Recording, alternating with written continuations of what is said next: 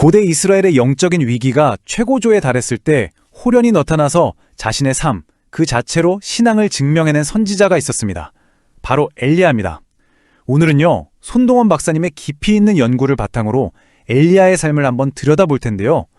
단순한 기적 이야기가 아니라 그의 모든 행동이 신학이었던 바로 그 행동신학의 정수를 파헤쳐 보겠습니다. 이 내용은 미국 힐링 커뮤니티 교회 국제 심포지엄에서 발표돼서 많은 분들께 큰 영감을 줬던 그런 분석입니다. 저명한 구약학자 월터 브루그만은 엘리야의 사역을 딱 한마디로 대결적인 행위라고 정의합니다. 맞아요. 그의 모든 행동은 그냥 이론이 아니었어요. 당시 이스라엘 사람들에게 여호와냐 바알이냐 이제 똑똑히 선택해라 라고 요구하는 정말 살아있는 실천이었죠. 바로 이 행동이 오늘 우리가 나눌 이야기의 가장 중요한 키워드입니다. 자, 그래서 오늘 우리는 손동원 박사님의 분석을 따라서 이 6가지 단계를 하나씩 밟아볼 겁니다. 엘리야가 어떻게 미스터리하게 등장했는지부터 시작해서 갈멜산의 그 유명한 대결, 또 광야에서 겪었던 깊은 침묵, 그리고 그의 유산이 오늘 우리에게 어떻게 이어지는지까지 차근차근 살펴보겠습니다. 엘리야는요, 신학책을 쓴 사람이 아닙니다. 그의 삶 자체가 그냥 한 권의 책이었어요. 손동원 박사님은 바로 이 점을 강조하시는데요. 엘리야에게 신학이라는 건 말이나 글이 아니었던 거죠. 온 세상이 우상으로 가득 찼을 때 아니다, 하나님은 살아계신다 라는 걸 온몸으로 아주 극적인 행동으로 증명해내는 것, 그게 바로 엘리야의 신학이었습니다. 손동원 박사님이 제시하는 첫 번째 핵심 원리는 엘리야의 아주 미스테리한 등장을 다룹니다. 성경을 읽어보면 좀 이상하죠? 이토록 중요한 인물인데 그의 족보나 배경에 대한 설명이 거의 없거든요. 그는 대체 어디서, 어떻게 갑자기 역사의 무대 한가운데로 뛰어든 걸까요? 신학자 존 골딩게이의 말처럼 바로 그거예요. 그의 배경이 알려지지 않았다는 것 그 자체가 핵심이라는 겁니다. 놀랍지 않나요? 세상은 늘 가문이나 지위, 학벌 같은 스펙을 중요하게 생각하잖아요. 그런데 성경은 그를 그냥 디셉 사람 엘리야라고만 소개합니다. 이게 뭘 의미할까요? 그의 능력은 인간적인 조건에서 나온 게 아니라 오직 하나님으로부터 직접 왔다는 사실을 그 어떤 긴 설명보다도 훨씬 더 강력하게 보여주는 장치인 셈입니다. 그리고 손동원 박사님의 분석에 따르면 더 놀라운 사실이 있습니다. 엘리야는 그의 이름 자체가 하나의 사명 선언문이었다는 거예요. 히브리어로 엘리하후, 무슨 뜻이냐면 나의 하나님은 여호와이시다. 바알 숭배가 온 땅에 퍼져서 여호와의 이름이 거의 잊혀져 갈 때 그는 그냥 자기 존재만으로, 그 이름 하나만으로 진짜 신은 여호와다 라고 선포하고 다녔던 겁니다. 자, 이제 엘리야 이야기의 클라이맥스, 가장 극적인 장면으로 넘어가 보겠습니다. 손동원 박사님의 두 번째 핵심 원리인데요. 바로 갈멜산 위에서 한 나라의 운명을 걸고 벌어졌던 그 숨막히는 영적 대결입니다. 이 모든 대결의 중심에는 단 하나의 질문이 있었습니다. 엘리야가 이스라엘 백성 전체를 향해서 던진 아주 날카로운 질문이었죠. 여러분, 언제까지 둘 사이에서 양다리 걸치고 머뭇거릴 겁니까? 여호와가 진짜 신이면 그를 따르고 바알이 신이면 그를 따르세요. 결국 핵심은 이거였습니다. 누가 진짜 신인가? 대결의 모습은 정말 극과 극이었습니다. 한쪽에서는 바알의 선지자 450명이 아침부터 소리 지르고 미친 듯이 춤추고 심지어 칼로 자기 몸을 상하게 하면서까지 자기 신을 불렀어요. 결과는요? 침묵뿐이었죠. 반면에 엘리야는 어땠나요? 혼자서 무너진 제단을 차분하게 다시 쌓고 어떤 속임수도 없다는 걸 보여주려고 그 위에 물까지 콸콸 붓습니다. 그리고는 아주 담담하게 기도하죠. 바로 그 순간 하늘에서 불이 떨어져 재물을 삼켜버렸습니다. 이 압도적인 광경을 본 백성들은 그 자리에 모두 엎드려서 외칩니다. 여호와, 그는 하나님이시로다. 이건 단순한 감탄사가 아니었죠.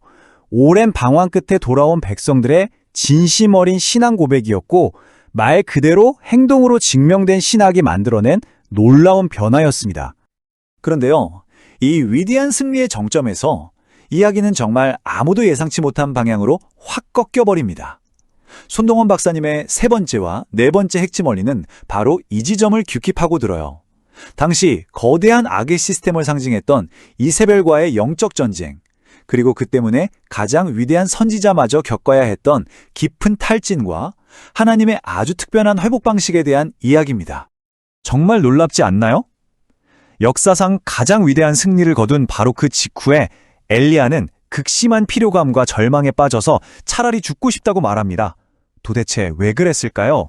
딱 한 사람, 이세벨 왕비가 보낸 살기 어린 협박 한마디 때문이었습니다. 손동원 박사님의 논문은 이세벨을 단순히 악한 왕비 한 명으로 보지 않습니다. 그게 아니라 당시 사회를 지배하고 있던 거대하고 제도화된 우상숭배 시스템 그 자체로 해석하는 거죠. 그러니까 그녀의 이 무시무시한 위협은 개인적인 협박을 넘어서 하나님의 선지자를 향한 세상의 거대한 반격이었고 그 무게에 엘리야가 짓눌려버린 겁니다. 그런데 바로 이 가장 깊은 절망의 순간에 우리는 하나님의 일하는 방식에 대한 정말 놀라운 통찰을 얻게 됩니다. 손동원 박사님의 분석처럼 진짜 하나님의 능력은 항상 갈멜산의 불처럼 화려하고 시끄러운 광경 속에만 있는 게 아니었어요. 하나님은 지쳐 쓰러진 선지자를 완전히 예상치 못한 방식으로 만나주십니다. 바로 이 히브리어 콜데마마 다카가 핵심입니다. 하나님은 강한 바람이나 지진, 불, 그러니까 갈멜산에서 보여주셨던 것 같은 압도적인 현상 속에 나타나지 않으셨어요. 오히려 아주 고요하고 친밀한 세미한 소리, 부드러운 속삭임 가운데 임재하셨습니다. 이게 우리에게 뭘 말해줄까요? 때로는 화려한 지적보다 하나님과의 깊고 개인적인 관계, 그 조용한 만남이 더 중요하다는 걸 보여주는 엘리야의 여정에서 가장 놀라운 반전의 장면입니다. 광야에서 하느님과 깊은 만남을 가진 엘리야의 사명은 그럼 어떻게 마무리될까요? 이제 손동원 박사님이 제시하는 마지막 5번째 핵심 원리입니다. 그의 사역이 어떻게 완성되고 그 위대한 유산이 다음 세대로 이어지는지 정말 감동적인 이야기를 한번 살펴보겠습니다. 엘리야의 마지막은 그의 시작만큼이나 아주 극적입니다. 그는 죽음을 보지 않고 회오리 바람을 타고 하늘로 올라가면서 신적인 확증을 받죠. 그리고 바로 그 순간 자신의 사명과 능력의 상징이었던 겉옷을 후계자인 엘리사에게 의도적으로 떨어뜨려 줍니다. 이것이야말로 그의 행동 신학의 완성이었어요. 나의 사명은 나 한 사람으로 끝나지 않는다. 반드시 다음 세대로 이어진다는 것을 확실하게 행동으로 보여준 거죠. 자, 그렇다면 수천 년 전 엘리야의 이 모든 이야기가 오늘을 사는 우리에게는 과연 어떤 의미가 있을까요? 손동원 박사님은 그의 삶에서 우리 시대를 위한 3가지 핵심적인 실천 원칙을 뽑아냅니다. 첫째, 내 배경을 초월하라는 용기입니다. 이름도 없던 디셉 사람이었던 엘리야처럼 우리의 시작이 우리의 가능성을 제한하지 못한다는 거죠. 둘째, 영적인 모호함을 단호하게 거부하라는 결단입니다. 언제까지 머뭇거릴 거냐고 외쳤던 갈멜산의 엘리야처럼 이 가치, 저 가치가 경쟁하는 세상 속에서 명확한 선택을 하라는 겁니다. 그리고 마지막으로 성공한 후에 겸손을 찾으라는 지혜입니다. 위대한 승리 뒤에 세미한 소리에 귀를 기울였던 것처럼 진짜 힘은 화려한 성취가 아니라 조용한 회복과 하나님과의 관계 속에서 발견된다는 사실을 기억하라는 거죠. A.W. 토저의 이 말은 엘리야 이야기의 가장 인간적인 부분을 정말 정확하게 짚어주는 것 같아요. 위대한 승리 뒤에 찾아온 탈진은 믿음의 실패가 아닙니다. 오히려 우리 모두에게 하나님의 돌보심과 회복이 반드시 필요하다는 증거라는 거죠. 혹시 지금 지쳐있는 분이 계시다면 이 말이 큰 위로가 될 것 같습니다. 손동원 박사님의 깊이 있는 분석은 오늘 우리에게 이 마지막 질문을 던집니다. 이렇게 끊임없는 소음과 볼거리로 가득 찬 세상 속에서 우리는 과연 어떻게 엘리야처럼 확신을 가지고 행동하면서 동시에 광야의 그 세미한 소리에 귀 기울일 수 있을까요?